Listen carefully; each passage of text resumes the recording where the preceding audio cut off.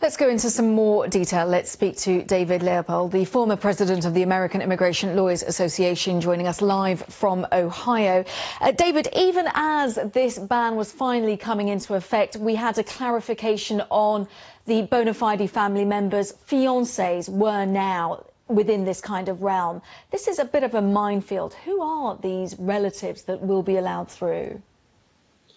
Well, look, the Supreme Court was pretty clear. The Supreme Court said that somebody needs to show a bona fide familial relationship or a bona fide relationship with an employer.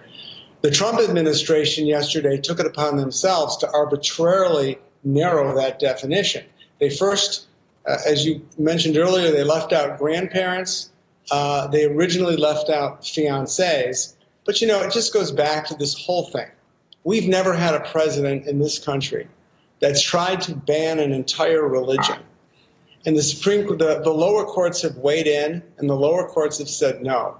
And the Supreme Court earlier this week basically said no. They left the guts, the core of this injunction on the travel ban in place.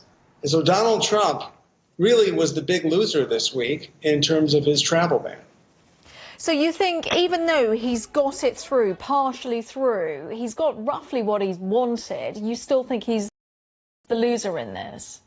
Yeah, because he didn't get what he wanted. What he wanted was to ban all people from 6 predominantly Muslim countries, all people, including people who had lived here for years and worked here, anybody from these countries. And what the court said was, no, you can't do this, and you can't do this because we know you want to do this based on your hatred of Muslims. Look at what you said during the campaign.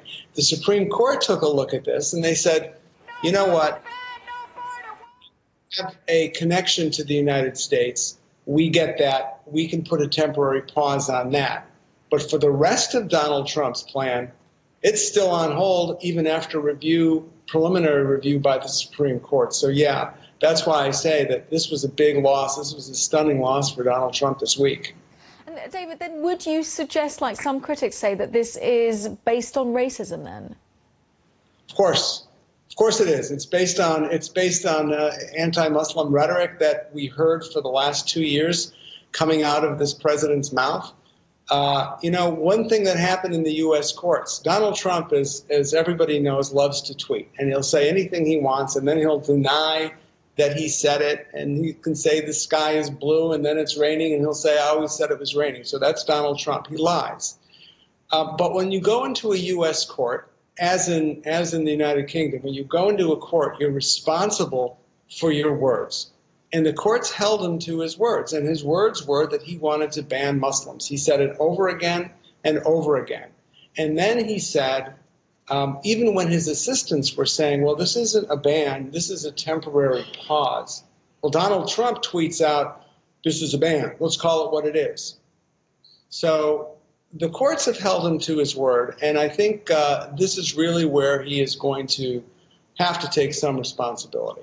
OK, well, David, we're going to have to leave it there. David Leopold, former president of the American Immigration Lawyers Association, thank you for your views.